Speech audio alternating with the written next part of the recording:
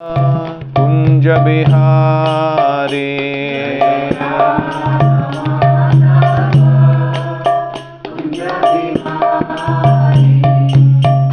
राधा माधव कुंज बिहारी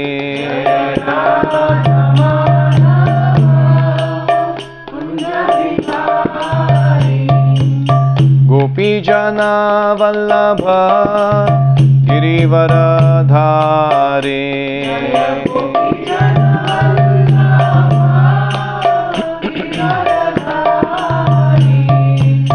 गोपी जना वल्लभ गिरिवरधारी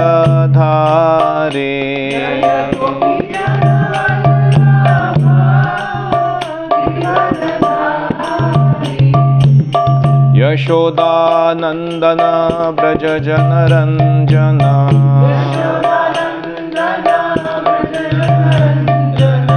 यशोदानंदन ब्रज जनरंजन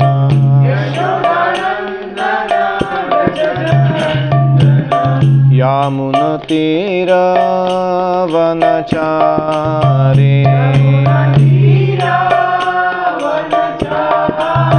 यामुनतीरवनचारी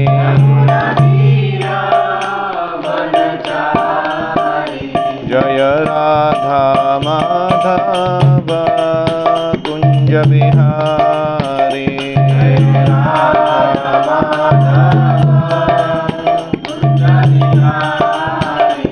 जय राधा माधव कुंज बिहारी राधा माधव कुंज बिहारी। श्री हरिनाम संकीर्तन की जय। श्री चैतन्य चरितामृत की जय। श्रील कृष्णदास कविराज गोस्वामी पाद की जय। श्रील प्रभुपाद की जय। गौर प्रेमानंदे जय जय श्री चैतन्य जय नित्यानंद जय अद्वैत चंद्र जय गौर भक्त वृंद जय जय श्री चैतन्य जय नित्यानंद जय अद्वैत चंद्र जय गौर भक्त वृंद जय जय श्री चैतन्य जय नित्यानंद जय अद्वैत चंद्र जय गौर भक्त वृंद। हम पढ़ रहे हैं श्री चैतन्य चरितामृत आदि लीला अध्याय 4 श्लोक संख्या 222 222। श्री कृष्ण चैतन्य गोसाई व्रजेंद्र कुमार रसमय मूर्ति कृष्ण साक्षात श्रृंगार। भगवान श्री कृष्ण चैतन्य साक्षात रस विग्रह कृष्ण व्रजेंद्र कुमार है, वे साक्षात श्रृंगार मूर्ति हैं। सेई रस आस्वादिते कैल अवतार आनुसंगे कैल सब रसेर प्रचार। वे उस माधुर्य रस का आस्वादन करने और संयोगवश समस्त रसों का प्रचार करने के लिए अवतरित हुए।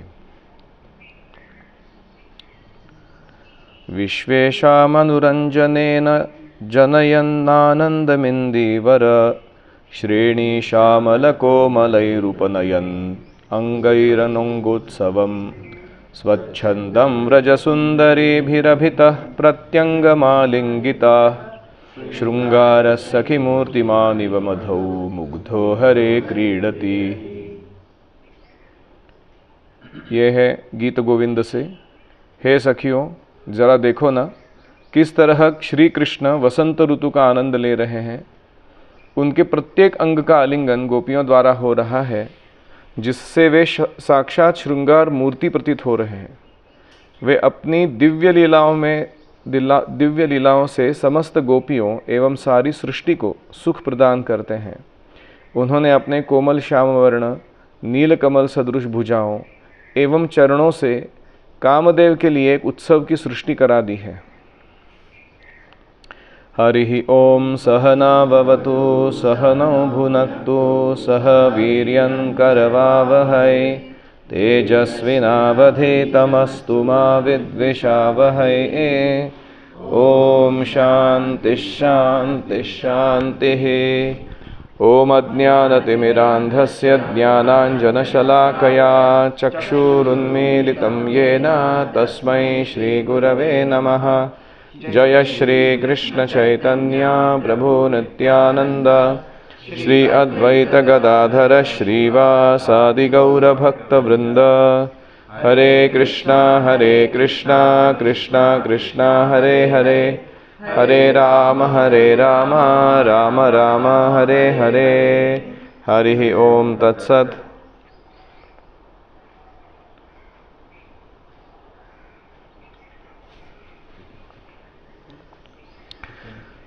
हरे कृष्णा।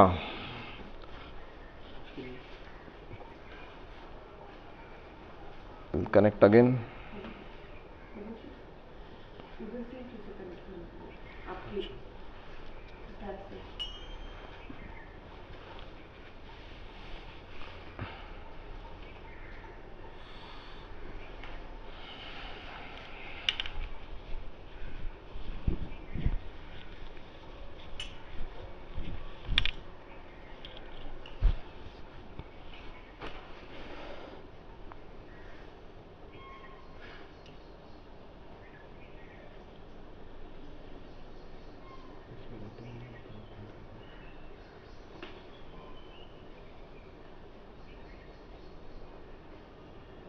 डिटेक्ट नहीं कर रहा display.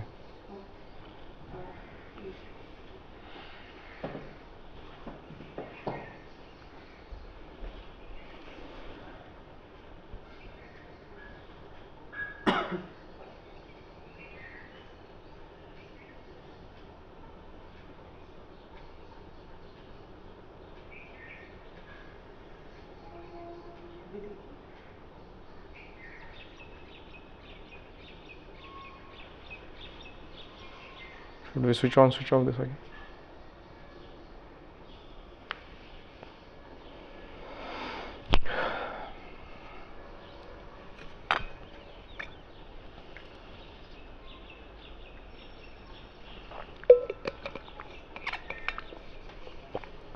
Okay, we'll do a revision in the meantime.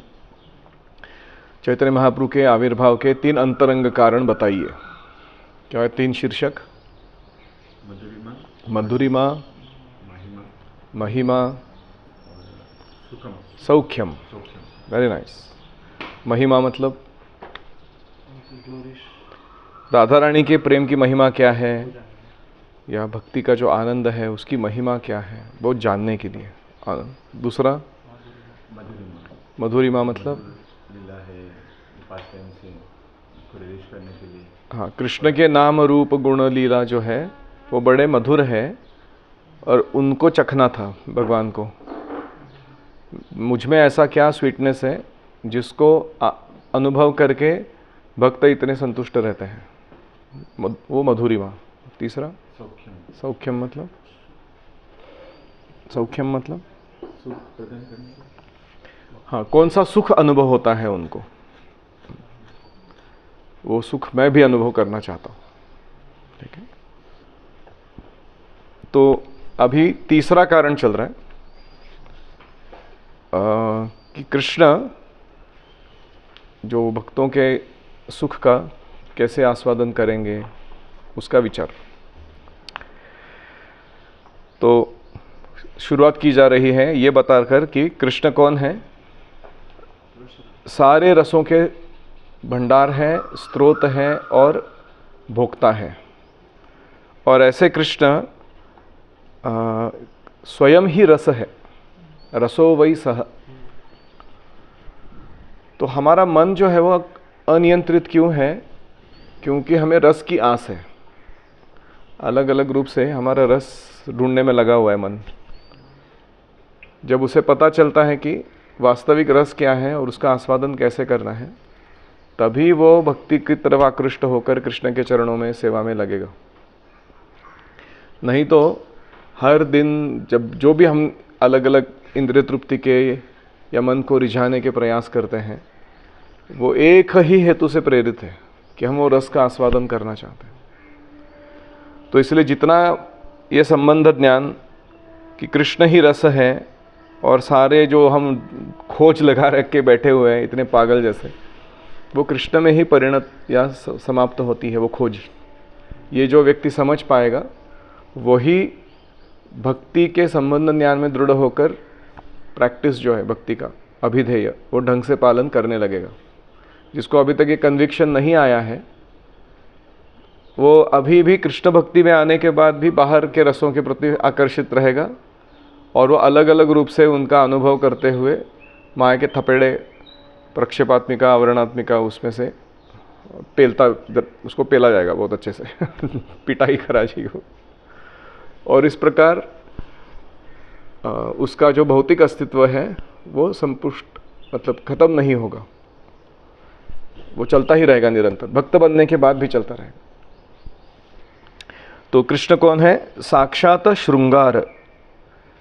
तो कृष्ण दो कारणों से आए हैं, रसमय मूर्ति, रस को वितरित करने, और साक्षात श्रृंगार यानी स्वयं उस रस का अनुभव करने।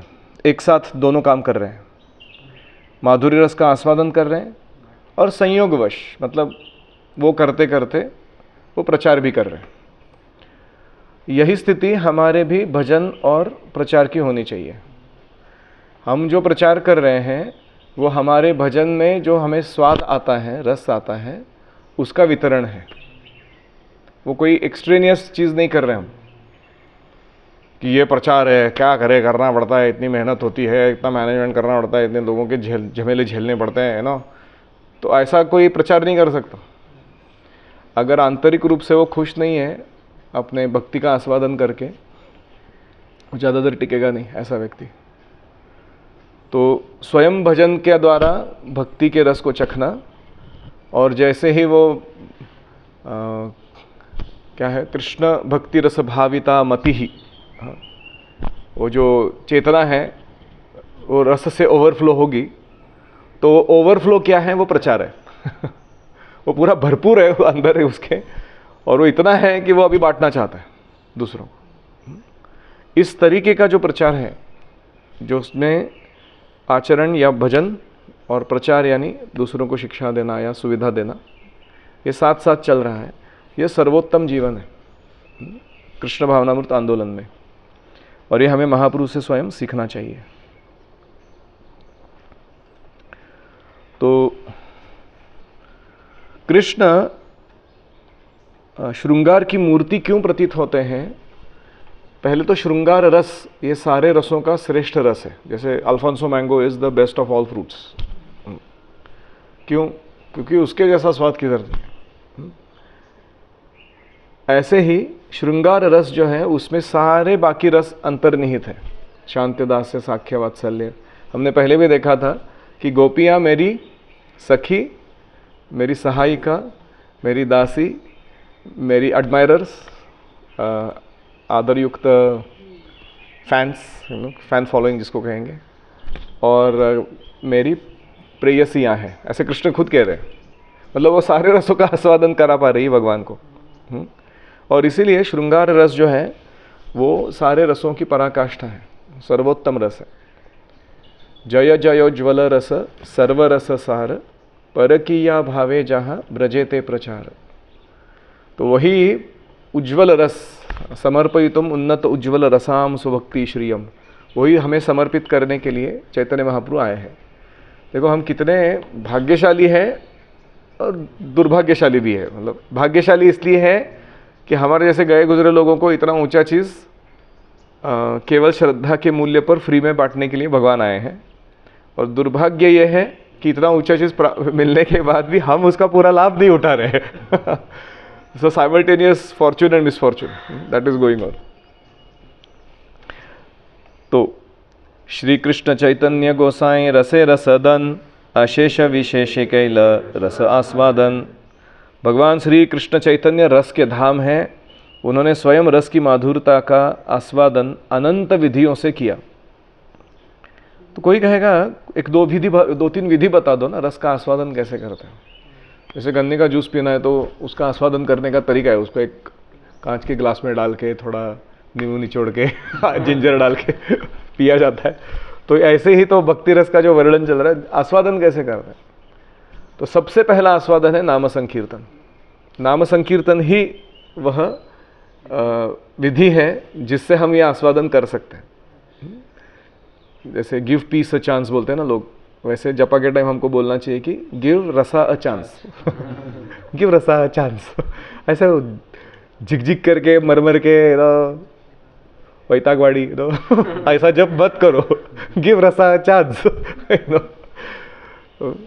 तो ये जो पंचांग भक्ति है, साधु संग, वो भी रस का आस्वादन है। साधु संग का अर्थ क्या है कि किसी भक्त के विचार, वाणी या कृतियों से हमारे चेतना को प्रभावित होने देना, उसको कहते हैं संग लेना। तो उसमें भी रस का आस्वादन है। नाम कीर्तन में है, भागवत श्रवण में है, या चैतन्य चरितामृत श्रवण में है रस, और भगवान के श्री मूर्ति का अच्छे से सेवा करने में है। हमारे रघुनंदन भैया बड़ा एंजॉय करते रहते वो रस को और राधिका भी करती रहती है। हमारे गुरुकुल में डेटी वर्शिप, कल हरियाली तीज देखा रहेगा आपने, बहुत ही प्रेम से मनाया। और धाम में वास करना भगवान के, वो भी रस से पूर्ण कार्य है। कोई धाम दर्शक अच्छे भक्त चाहिए, धाम भी बड़ा रिलेशेबल है रहने के लिए। तो ये सारे जो 64 अंग हैं, ये अलग अलग विधियां हैं रस को आस्वादन करने की।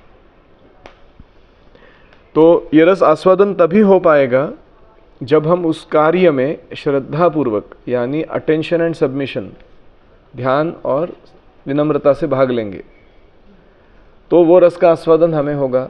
अगर श्रद्धापूर्वक भाग नहीं लेंगे और अश्रद्धा होकर यूजुअली अपराध करेंगे, तो उस रस का आस्वादन हम नहीं कर पाएंगे। उन्होंने स्वयं रस की मधुरता का आस्वादन अनंत विधियों से किया। सई द्वारे प्रवर्ताइल कलियुग धर्म, चैतन्य हृदय से जाने यही सब मर्म। इस तरह उन्होंने कलियुग के लिए धर्म का प्रवर्तन किया। श्री चैतन्य महाप्रभु के भक्त इन सारे सत्यों को जानते हैं। तो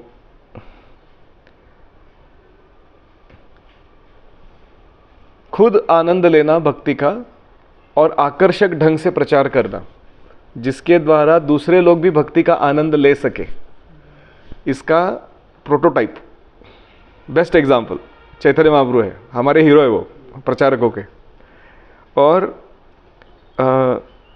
हम अगर उनके विश्वस्त भक्त बनते हैं, विश्वस्त ट्रस्टवर्दी भक्त बनते हैं चैतन्य महाप्रभु के, तो हमें भी वही जो उनका उदाहरण है या उनका व्यवहार है वो अपनाने मिलता है। तो हमें प्रयास करना चाहिए कि हम भगवान के कृपा पात्र बने या विश्वास अर्ह बने, उसके we deserve being trusted by the lord. Advaita Acharya Nityananda Srinivas, Gadadhar Damodar Murari Haridas, आरजत चैतन्य कृष्णेर भक्तगण, भक्ति भावे शिरे धरे सवार चरण। मैं अद्वैत आचार्य भगवान नित्यानंद, श्रीवास पंडित, गदाधर पंडित, स्वरूप दामोदर, मुरारी गुप्त, हरिदास ठाकुर तथा श्री कृष्ण चैतन्य के अन्य सभी भक्तों को भक्तिपूर्वक नमस्कार करके उनके चरण कमलों को अपने सिर पर धारण करता हूँ। तो अगर हमें चैतन्य महाप्रभु को सचमुच जानना है, तो हमें इन भक्तों का अनुगमन करते हुए, उनकी आज्ञा का पालन करते हुए अपने अंतरंग को शुद्ध बनाना होगा। ऐसे शुद्ध अंतरंग में हम ये सारे भक्ति रसों का आस्वादन कर पाएंगे। षष्ठ श्लोकेर एई कहिल आभास, मूल श्लोकेर अर्थ शुन करिए प्रकाश। मैंने छठे श्लोक का संकेत कर दिया है। अब मैं उस मूल श्लोक का अर्थ उद्घाटित कर रहा हूँ, कृपा करके सुने। तो ये वापस वो श्लोक आ रहा है जो पहले आ चुका है एक बार, जो पूरा समराइज करता है तीनों कारण जो है अंतरंग, उनको एक जगह पे लाके दे देता है। श्री राधाया प्रणय महिमा कीदृशो वा नयैवा, स्वाद्यो ये नाद्भुत मधुरिमा कीदृशो वा मदीयः, सौख्यं चास्य मदनुभवतः कीदृशं वेति लोभात्, तद्भावाढ्य समजनी शची गर्भ सिंधौ हरिंदुः। श्रीमती राधा रानी की प्रेम की महिमा को, उनके अद्भुत गुण, कृष्ण के अद्भुत गुण जिनका आस्वादन केवल राधा रानी ही अपने प्रेम के माध्यम से करती हैं, उसको तथा उनके प्रेम की मधुरता का अनुभव करने पर वे जिस सुख का अनुभव करती है उसको समझने की इच्छा से परम भगवान श्री हरि राधा के भावों में विभोर होकर श्रीमती शची देवी की कोख से उसी प्रकार प्रकट हुए जिस प्रकार समुद्र से चंद्रमा प्रकट होता है। तो ऐसा नहीं कि समुद्र चंद्रमा को बर्थ पहली बार दे रहा है, वो ऐसे चंद्रमा उदित होता दिखाई पड़ता है। वैसे समुद्र का और चंद्रोदय का कनेक्शन क्या है कि चंद्र समुद्र की लहरों को या समुद्र के जल को अपनी तरफ आकर्षित करता है, लेकिन क्या वास्तविक में चंद्र को जन्म देता है समुद्र? नहीं। ऐसे ही जो भी जीव भगवान की नित्य पार्षद हैं, वो अपनी कोख से भगवान को जन्म देते दिखाई तो देते हैं, लेकिन उनका जन्म भौतिक नहीं होता। इसलिए ये एनालॉजी बहुत ही सुंदर है, जैसे समुद्र से चंद्रमा प्रकट होता है। तो इस श्लोक में 3 वो शब्द आए थे वापस, कौन से वाले? महिमा, मधुरिमा, सौख्यम। दिख रहे हो? तो हमें हो सके तो ये बाय हार्ट करना चाहिए। राधानाथ महाराज का बड़ा फेवरेट श्लोक है, वो हर बार वो फर्स्ट लाइन तो जरूर कोट करते हैं, श्री राधायाः प्रणय महिमा। उतना ये सब बस सिद्धांत गूढ़ कहीं ना जुजाए, ना कहीं लेके इहार अंत ना ही पाए। इंटरेस्टिंग डायलेमा है ये प्रचारकों का। इन सारे सिद्धांतों को जनसामान्य के समक्ष प्रकट करना अनुचित है, किंतु इन्हें अगर प्रकट नहीं किया गया तो इन्हें कोई भी समझ भी नहीं सकेगा। तो it's a typical preachers problem. कितना बोलना है किसी भी तत्व को। तो कृष्णदास कविराज गोस्वामी इसलिए हमारे लिटरेरी हीरो है वो, कि वो सबसे गूढ़ चीज़ों को जो समझकर कभी व्यक्ति कभी कामुक होकर अलग दिशा में सहजीय बनने निकल सकता है, वो ऐसे बताते हैं कि वो तत्व अधिष्ठित या संबंध ज्ञान से भरपूर ऐसा एक सज्जन और अच्छा भक्त बने, ऐसे वो बात सामने रखते हैं। तो कभी कभी हम जब प्रश्न पूछते हैं हमारे सुपीरियर्स को, तो उनका प्रोसेसर ऐसे काम करता है कि ए सब सिद्धांत गूढ़ कहीं ते ना जुझाए। एक्चुअली सारे उत्तर नहीं दिए जा सकते हैं तुरंत। ना कहीं ले, अभी बोलूँगा नहीं उत्तर तो उनको लगेगा कि हमारे पास सिद्धांत नहीं है, कमी है शायद सिद्धांत की। तो क्या बोलना जाने से वो समर्पक हो जाएगा। तो हमें पहले शुरुआत में बहुत तकलीफ होती है प्रचार करते समय, क्योंकि हम थोड़ा ज़्यादा ही बोल देते कुछ चीज़। बाद में हमको समझ में आता है अरे वो सब बोलना नहीं चाहिए था, इतना ज़रूरत नहीं है।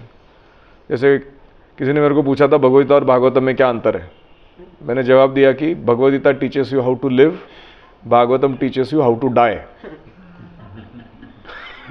ये मैंने राधानाथ महाराज के क्लास में सुना था, तो बोल दिया। तो एक हरिनाम प्रभु करके मेरे सीनियर थे, वो मेरे को थोड़ा खोपचे में लेकर गए, बोला भाऊ तू ज़रा साइड में आ। तो क्या जवाब दे रहा है यार तू? मैंने बोला क्या देना चाहिए था? बोल दे Bhagavad Gita is by Krishna, Bhagavatam is about Krishna. That is a simple answer that guy can understand. नया नया लड़का है वो इंजीनियरिंग का, उसको क्या मालूम how to live how to die. तो कभी कभी हम अपना साक्षात, हमको अच्छा लगा वो, पता नहीं कितना समझ में भी आया, लेकिन बोल देना है तो जोर से बोल देते हैं हम लोग। हम देखते नहीं है कि operation successful patient is dead, वो भक्ति भी आया नहीं वो उसके बाद वो वापस। तो ऐसा खतरनाक प्रचार नहीं करना चाहिए। This dilemma we should answer first in the heart. और इसीलिए हम प्रेयर्स बोलते हैं किसी भी प्रवचन के शुरुआत में।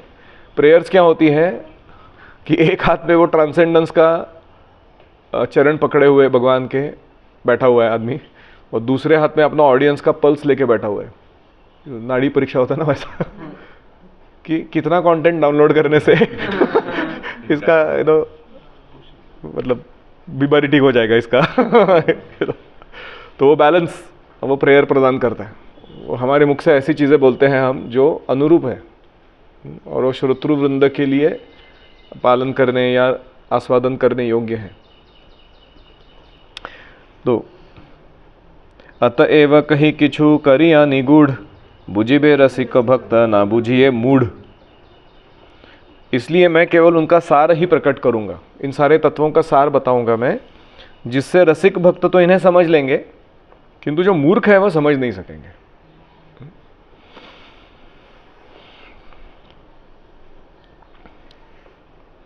तो मितम च सारम च वचो ही वाग्मिता। वाग्मिता मतलब एलोक्वेंस, मितम मतलब मेजर्ड, कम से कम, सारम मतलब इसेंस, जो बोलना बहुत अत्यावश्यक है, जो सारभूत है, वचो ऐसे वचन बोल पाना, to speak in a measured and essential manner, to give maximum essence in minimum words is called as eloquence. ये डेफिनेशन है एलोक्वेंस का। तो कृष्णदास कविराज गोस्वामी ये एलोक्वेंस के क्या कहेंगे, चैंपियन है वो। अभी तक उन्होंने ऐसे बताया है वर्णन, चैतन्य महाप्रभु के इतने सारे गोपियों के साथ संबंध, राधा रानी का भाव, ये वो टॉपिक निकाला उन्होंने, लेकिन कहीं भी हमारे अंदर काम वासना जागृत होने नहीं दी। कहीं भी उन्होंने कोई गलत फहमी नहीं होने दिया कि क्या कृष्णा एंजॉय कर रहे हैं नो, हम लोग सिर्फ बढ़ रहे इधर भौतिक जगत में झक मार रहे हैं no. That kind of mood doesn't come actually by simply listening wonderfully to this अद्भुतता of Krishna's enjoying with gopis. हमारी इच्छा बढ़ती है कि हम कैसे ऐसे सेवक बने, गोपियों के दासानुदास बने, कि जिसके द्वारा हमारा भी ये आस्वादन शुरू हो जाए भक्ति रस का। हृदय धरिये जे चैतन्य नित्यानंद, ये सब सिद्धांते से ही पाइबे आनंद। जिस किसी ने श्री चैतन्य महाप्रभु तथा श्री नित्यानंद प्रभु को अपने हृदय में धारण कर लिया है, वह इन सारे दिव्य सिद्धांतों को सुनकर परम आनंदित होगा। तो भगवान को हृदय में धारण करना यानी भगवान के मूड, मिशन, एग्जाम्पल, टीचिंग्स, 4 चीज़ें, उसको पालन करना। तो पहले समझ में आना चाहिए कि मूड क्या है, फिर आना चाहिए मिशन क्या है उनका, करने क्या निकले हम लोग। तीसरा है एग्जाम्पल, उनकी जीवन चरित्र कैसा है, एंड टीचिंग्स, उनके आदेश उपदेश क्या है हमारे लिए, इनको धारण करना ढंग से। ऑफ कोर्स उसके बाद है भगवान का नाम, रूप, गुण, लीला, सेवा, इनकी बातों को मन में धारण करना। That is also holding Krishna in your heart. शृण्वत श्रद्धया नित्यम गृणतश्च स्वचेष्टितम, कालेन नाति दीर्घेण भगवान विशते हृदि। शृण्वतः सुनना चाहिए, श्रद्धया नित्यम श्रद्धापूर्वक और नियमित रूप से, गृणतश्च स्वचेष्टितम सुनने के बाद क्या करना है, उसको एक्सेप्टेंस, स्वीकृति देनी है कि ये सब सही है, सही बोला वाह करना मांगता है, you know that kind of जो मूड है उसको कहते हैं गृणतः। सही समर्पक बोल रहे हैं लोग जो बोल रहे हो। फिर स्वचेष्टितम, उसे अपने आचरण में उतारना है। तो क्या होगा, कालेन न अति दीर्घेण, ज़्यादा समय नहीं लगेगा, भगवान विशते हृदि, भगवान आपके हृदय में वास करने के लिए प्रवेश करेंगे, वो वही बैठे रहेंगे। ये सब सिद्धांत या आम्रेर पल्लव, भक्तगण कोकिलेर सर्वदा वल्लभ। ये सारे सिद्धांत आम के वृक्ष की नवांकुरित शाखाओं के समान हैं, ये कोयल रूपी भक्तों के लिए सदैव प्रिय है। तो वो कह रहे कि मैंने जो अभी तक 4 चैप्टर में जितने भी श्लोक लिखे हैं ना, वो आम्र के पल्लव है। ओके, और भक्तगण कौन है, वो कोकिला है। कोकिला क्या खाती है, वो आम्र का अभी अभी जो बड़ निकला हुआ है ना, वो उसको खाती है कोकिला। तो ऐसे उसका आस्वादन, इन हर एक श्लोकों का आस्वादन ऐसे रसिक भक्त कोकिला के जैसे हमेशा करते रहेंगे। उनके लिए ये सारे श्लोक बड़े प्रिय हैं। अभक्त उष्ट्रेर इथे नाहय प्रवेश, तबे चित्ते हय मोर आनंद विशेष। ऊंट जैसे अभक्त लोग इन विषयों में प्रवेश नहीं कर पाते, इसलिए मेरे मन में विशेष प्रसन्नता है। डिस्क्लेमर कि ये मैं जो लिखा हूँ ना, ये अभक्तों को समझ में नहीं आएगा, इसलिए मेरे को प्रसन्नता है। तो प्रभुपाद जी भी कहते हैं ना कि without becoming a devotee of Krishna, trying to understand Bhagavad Gita is like to try to taste the jar of honey from outside, like a bumblebee trying to not open the lid, just try to taste the bottle of honey. तो वैसा ही है वो। तो जितना हम भक्ति के कार्यों को बढ़ाते हैं, श्रवण कीर्तन स्मरण सेवा इत्यादि, उतने प्रोपोर्शन में ये सारे सिद्धांत हमें समझ में आने लगते हैं और उनका आनंद या रस भी हमें आस्वादन करने आने लगता है। तो ये सिस्टम कृष्ण ने बिठा के रखा है, इसलिए मेरे को बड़ी प्रसन्नता है कि वह जो भी लिख रहा हो उसका दुरुपयोग हो नहीं सकता। तो इसलिए कभी कभी जब हम प्रवचन देते हैं और कोई प्रश्न पूछा जाता है तो हमें सत्य बोलना चाहिए, पैलेटेबली बोलना चाहिए, लेकिन बोल देना चाहिए, क्योंकि वैसे भी वो पालन वही करेगा जो भक्ति के प्रति उन्मुख है, वरना बहुत लोगों को तो समझ तक नहीं आएगा क्या बोला हो उस व्यक्ति ने। कभी कभी मेरे साथ ऐसा हुआ है कि महाराज ने कोई प्रश्न मैंने पूछा है तो उसका जवाब दिया, तो उस प्रश्न के जवाब का एक 5-5, 10-10 साल के बाद ना नया नया अर्थ मुझे समझ में आया क्या रे ये बोला था उदय करके। तो it is how layered it is. पूरे जो भगवद्गीता के भागवत के श्लोक इत्यादि है वो वही चीज को पुनः पुनः दोहराने पर नए नए रसों का आस्वादन या अर्थों का गूढ़ क्या प्राप्ति उस अर्थ की हम करते हैं। अभी ऊंट के समान क्यों बोला इसको? अभक्तों को ऊंट क्यों बोला है? भक्तों को कोकिला बोला और इनको ऊंट। ट्विस्टिंग वाले वो ट्विस्टेड है वो लोग, उनका चेहरा बड़ा विद्रूप दिखता है ऐसे क्या उनका प्रॉब्लम?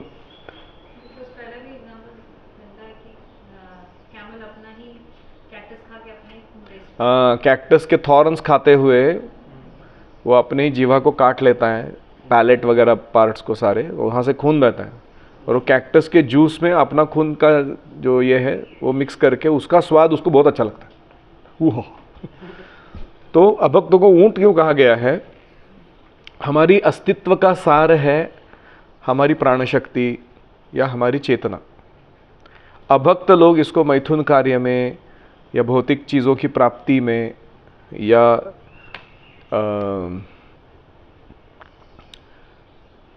क्या कहेंगे कृष्णेतर, हाँ मटेरियल एंजॉयमेंट में लगा रहते हैं, लगा के रखे रहते हैं। तो उनको ये नहीं पता कि वो अपने स्वत्व को या जीवन के अस्तित्व के सार को व्यर्थ गंवा रहे हैं in the hope, false hope of enjoyment. वो उनको समझ में नहीं आता, इसलिए उनको ऊंट बोला गया। अरे ऊंट जैसे कैक्टस खाने में ही आनंद लेते वो लोग, वैसे वो आम्र के मुकुल खाने नहीं आएंगे वो लोग। तो ऐसे इन विषयों में वो प्रवेश नहीं कर पाते हैं। जे लागी कहिते भय से यदि न जाने, इहा वही कि वा सुख आछे त्रिभुवने। मैं उनके डर से कहना नहीं चाहता, किंतु यदि वे नहीं समझते तो तीनों लोकों में इससे बढ़कर प्रसन्नता की बात और क्या हो सकती है। अभी कृष्णदास कविराज गोस्वामी खुद ही रिलीज कर रहे हैं कि उनको नहीं समझ में आने वाला तो आपके साथ ऐसा हुआ है कि नहीं पता नहीं, कुछ बातें ऐसी होती हैं जो भक्तों के बीच में ही समझ में आती है कि नहीं। उसका जो क्या कहेंगे उसको, एक जैसे मैं और मेरा एक मित्र था गौतम करके, स्कूल में हम लोग मराठी बहुत साहित्य पढ़ते थे और उसके कारण हमारा बातचीत जो होता था ना वो आम जनता को समझ में नहीं आता था।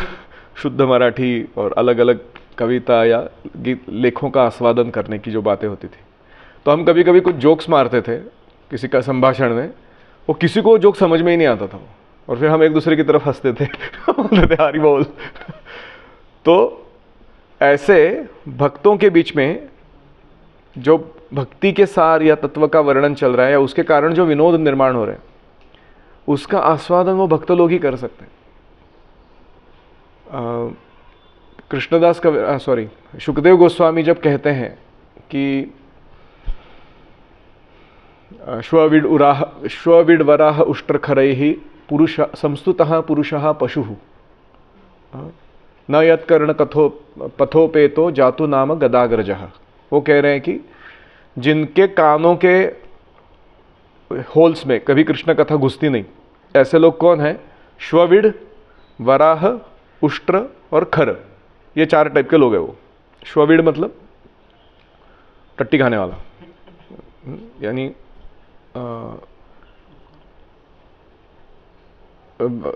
डुक्कर। उष्ट्र मतलब ऊंट, खर मतलब गधा, एंड श्वविड ऑल्सो इज डॉग एक्चुअली, कुत्ते। हाँ, तो कुत्ता, गधा, ऊंट और डुक्कर के जैसा है वो लोग। अभी इतना ही बोल के आगे चले जाते हैं, लेकिन ये जोक या पन या सार्केज़म जो है वो समझने के लिए प्रभुपाद का परपोर्ट पढ़ना पड़ेगा आपको। प्रभुपाद बोलते हैं वो उसको ऐसे तुलना क्यों की गई है, तो हर एक का एक्सप्लेनेशन देते हैं कि ऊंट की कैरेक्टरिस्टिक ये है, गधे के ये है, डुक्कर के ये है, कुत्ते को। तो ऐसे फिर हमको वो जोक समझ में आता, अरे ऐसा बोला उन्होंने करके। तो इसलिए यह बड़ा किवा सुख आछे त्रिभुवन है। हाँ, कि सबसे बड़ा रिस्क या डर कोई लेखक को क्या होता है कि मेरे साहित्य का दुरुपयोग ना हो या इसे गलत लोगों के हाथ में ना चला जाए किसी। That fear is not there. अतएव भक्तगणे करी नमस्कार, निशंक ये कहिए तार, हौक चमत्कार, हौक चमत्कार। अतएव भक्तों का नमस्कार करके मैं उनके संतोष के लिए बिना किसी संकोच के कहूँगा। अब ये मुझे बोलना है ना, बोल ही दूंगा मैं। कृष्ण विचार ए आछे निरंतरे, पूर्णानंद पूर्ण रस रूप कहे मोरे। एक बार भगवान कृष्ण ने अपने मन में विचार किया, सारे लोग कहते हैं कि मैं आनंद तथा समस्त रसों से पूर्ण हूँ। अभी वापस तीसरा विचार कृष्ण के मन में क्या चल रहा है वो हम सुन रहे हैं। क्या है वो विचार? लोग कहते हैं कि मैं रसराज हूँ, अखिल रसामृत मूर्ति हूँ, मैं रसिक शेखर हूँ, मैं श्रृंगार रसमूर्ति हूँ इत्यादि। ऐसे वो कहते तो रहते हैं, आनंद और समस्त रसों से मैं परिपूर्ण हूँ, ऐसे वो बोल तो रहे। आमा हईते आनंदित हय त्रिभुवन, आमा के आनंद दिबे ऐछे को न जन। सारा संसार मुझसे ही आनंद प्राप्त कर रहे हैं। सारे जो छोटे मोटे छटर पुटर रस भौतिकवादी भी लोग जो एंजॉय कर रहे हैं, even when we taste gulab jamun, that rasa is Krishna, लेकिन परवर्टेड है वो, माइन्यूट एंड परवर्टेड ऐसा रस है वो, तुच्छ है और विकृत हो चुका है वो रस, और उसके लिए हम उसके प्रति लालयी थे। Krishna is not involve, we are not interested उस चीज़ में, ये जीव का स्वरूप है। तो आमा हईते मेरे कारण तो आनंदित है त्रिभुवन, सारे लोग मेरे रस का आस्वादन करके आनंदित होते हैं। आमा के आनंद दिवे, लेकिन मुझे आनंद कोई दे सकेगा ऐसा कोई है? ऐसे कौन जन, ऐसा कोई व्यक्ति है इस दुनिया में जो मुझे आनंद दे सके? आमा हईते जा रहा या शत शत गुण, से जन आह्लादिते पारे मोर मन। जिस व्यक्ति में मुझसे सैकड़ों गुना अधिक गुण हो, वही मेरे मन को आनंदित कर सकेगा। लॉजिक बराबर है कि नहीं? जो सबको रस आस्वादन करा रहे हैं, उनको कौन रस आस्वादन करा सकता है? तो उस व्यक्ति में कृष्ण से भी सैकड़ों गुना अधिक आनंद देने की क्षमता चाहिए। आमा है ते गुणी बड़ जगते असंभव, एकली राधा ते ताहा करी अनुभव। मुझसे अधिक गुणवान व्यक्ति को इस जगत में खोज पाना असंभव है, किंतु एकमात्र राधा ही उसमें मुझे उस व्यक्ति की उपस्थिति जान पड़ती है जो मुझे आनंद दे सके। कोटि कोटि कामजिनी रूप यद्यपि अमार, असमोर्ध्व माधुर्य साम्य नाही जार। मोर रूपे आप्यायित हय त्रिभुवन, राधार दर्शने मोर जुड़ाय नयन। अभी वो एक एक इंद्रियों के वर्णन करेंगे, कौन कौन से इंद्रियों को कैसे कैसे राधा रानी आनंद देती है। यद्यपि मेरा सौंदर्य 1 करोड़ कामदेवों को पराजित करने वाला है, यद्यपि यह अतुलनीय है, अद्वितीय है, तीनों जगतों को आनंदित करने वाला मेरा सौंदर्य है, किंतु ये इंपॉर्टेंट है, किंतु राधा रानी के दर्शन से मेरे नेत्रों को आनंद प्राप्त होता है। तो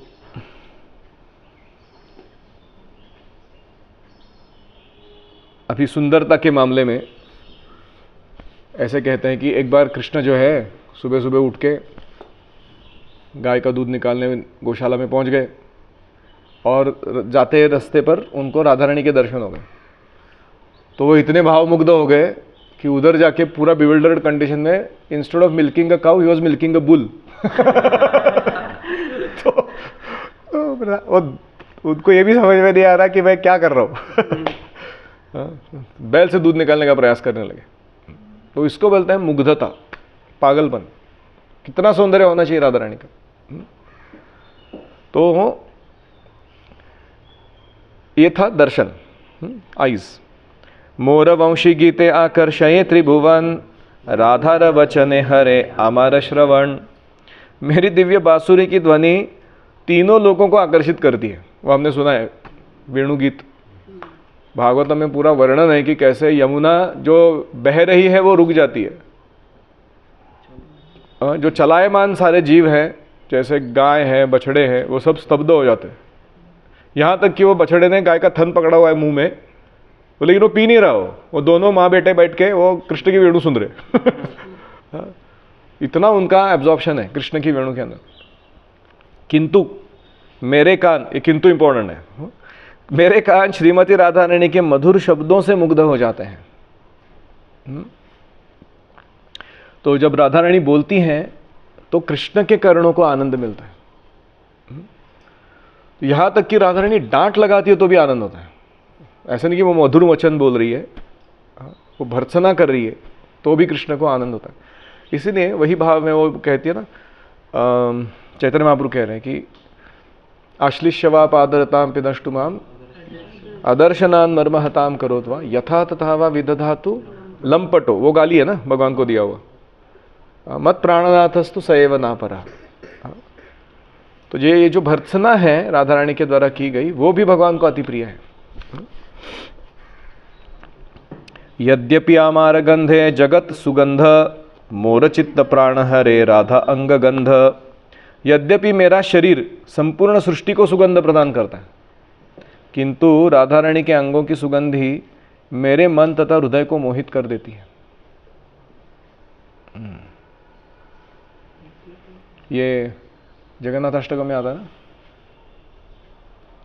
राधा सरस वपुरा लिंगन सुखो। क्या है वो? हाउ रसानंदी राधा सरस वपुरा लिंगन सुखो, जगन्नाथ स्वामी नयन पथगामी। तो कृष्ण को एम्ब्रेस करने के लिए सारे जीव लालायित है। यहाँ तक कि हमने देखा ध्रुव महाराज भी बेचारे पहली बार जब वो भगवान के दर्शन किए वो इतने भौचक के रह गए। उनको क्या रिएक्शन देना वो समझ में नहीं आ रहा था, क्योंकि द्रुग्भिः पिबन्त्याम भागवतम वर्णन करता है, वो आंखों से भगवान को पीने लगे वो। हाँ, यहाँ तक कि उनके सारे सेंसेस, उनको लगने लगा कि पहले वो सारे डेड थे। वो भौतिकता में मतलब यूजलेस एंगेजमेंट है वो सारे सेंसेस प्रफुल्लित हो उठे और हर एक इंद्रिय से वो भगवान का आस्वादन करने लगे। उनके होंठ या जिह्वा भगवान के चरण को चूमने में लग गई मन में। हाँ, उनके आंखें भगवान के रूप को निहारने में या उसका पान करने में लग गई। अपने शरीर से वो भगवान को आलिंगन देने की इच्छा रखने लगे, अपने हृदय में धारण करके पकड़ के। तो ऐसे भगवान सबको आनंद देते हैं। भाई ऐसे भगवान को कौन आनंद देगा? तो वो कहते हैं कि मुझे राधा रानी के शरीर से आने वाली सुगंध जो है वो बड़ी प्रिय है, वो मेरे हृदय को मोहित करती है। यद्यपि आमार रसे जगत सरस, राधार अधर रस आमा करे वश। यद्यपि संपूर्ण सृष्टि मेरे कारण विभिन्न रसों से पूरित है, किंतु मैं श्रीमती राधा रानी के अधरों के अमृत रस पर मुग्ध हूँ। तो इसलिए उन्होंने पहले स्टार्ट में बोला था ना कि अभक्त लोग इसको नहीं, क्योंकि वो ऐसे सब चीज़ें बोलने वाले हैं आगे जाके। तो वो डर रहे थे वो बोला कि नहीं बोला ये सब चीज़ों को। तो अभी आपको कॉन्टेक्स्ट समझ में आएगा कि वो इतना गहराई में उतरने वाले हैं, इसलिए वो ऐसे पहले डिस्क्लेमर डाल के काम चालू किए हैं। तो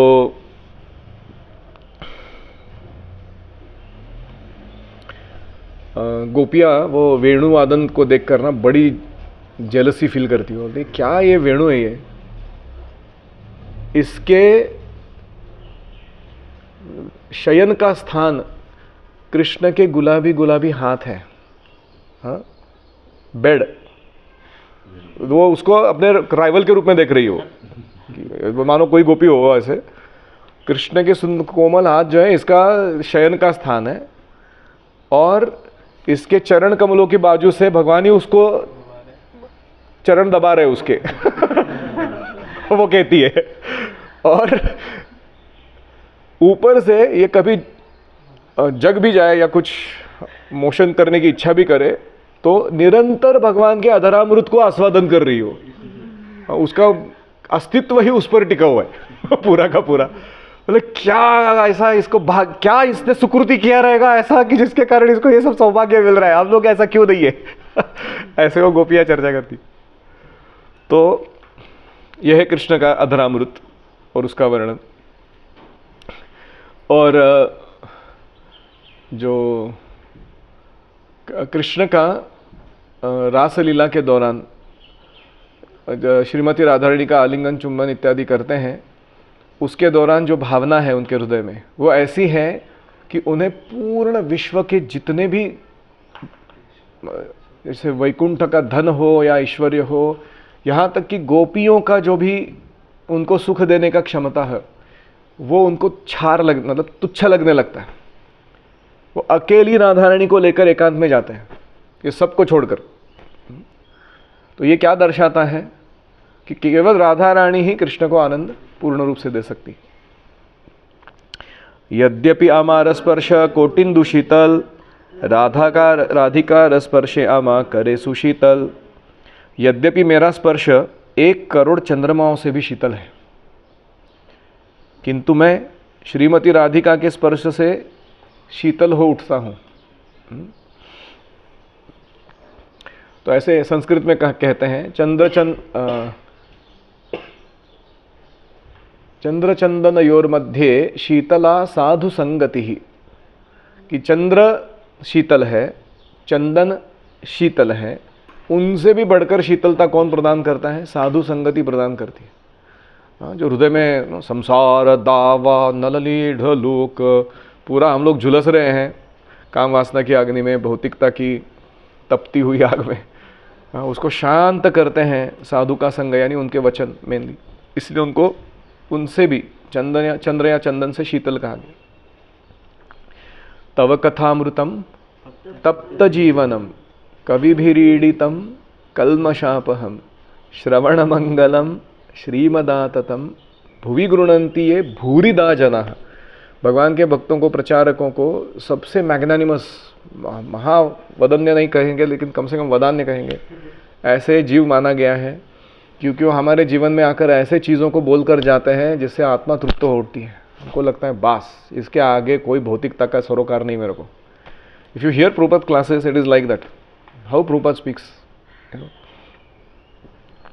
तो ये शीतलता अनुभव करने की बात है। तो भगवान जब किसी को स्पर्श करते हैं तो कहाँ है वो वर्णन?